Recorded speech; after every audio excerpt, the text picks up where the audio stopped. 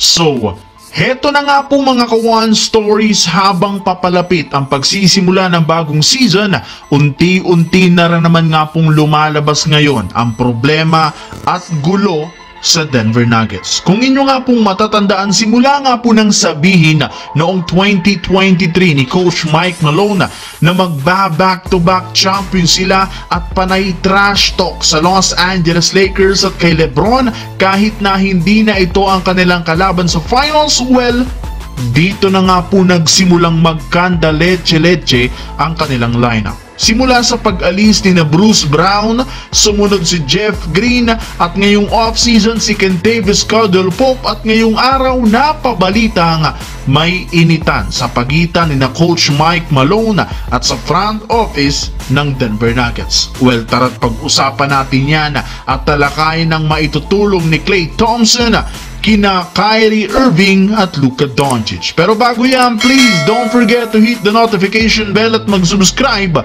sa aking channel. Kalat na kalat nga po mga kawan stories ngayon sa social media ang balita na hindi nga po maganda ang relasyon ni Coach Mike Malone sa front office ng Denver Nuggets dahil sa palpak na mga desisyon nito.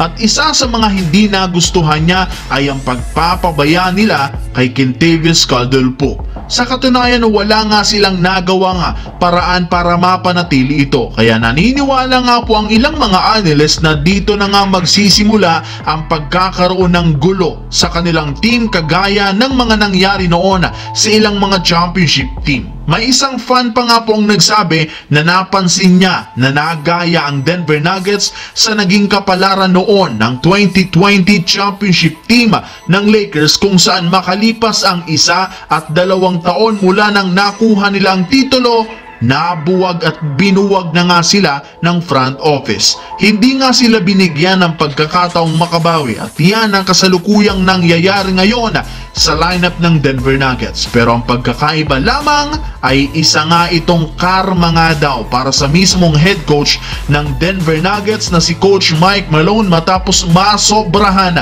ang kayabangan nito sa nakalipas na 2 taon sa tuwing nagkakaharap sila ng Los Angeles Lakers sa regular season at sa playoffs.